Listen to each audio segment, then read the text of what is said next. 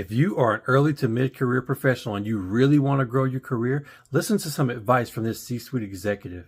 A big part of this, why I do this podcast, is to give people that wouldn't ordinarily have access to someone like you that's had that level of success and learn from you. Right. What words of encouragement would you offer, or what advice would you give them for achieving their goals?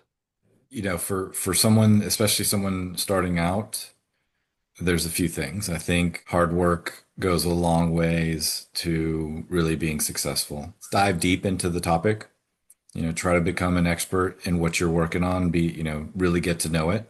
I think sometimes there's not enough time in the workday to become the expert on a topic.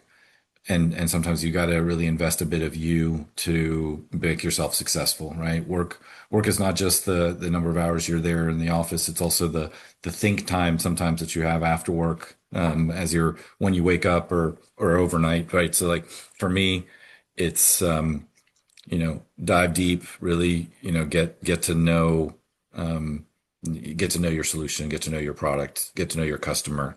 Yeah. I think for me, I getting to know our customer and being in front of the customer and really seeing, and from an IT perspective, how they use the products we build, Yeah. I think goes further than anything you could do on a project.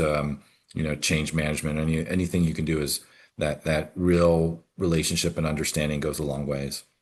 And then I guess the other piece there, relationships, right, is for me, I try to be somebody that's not about, the title, but more about the relationship. And those relationships matter today and into the future.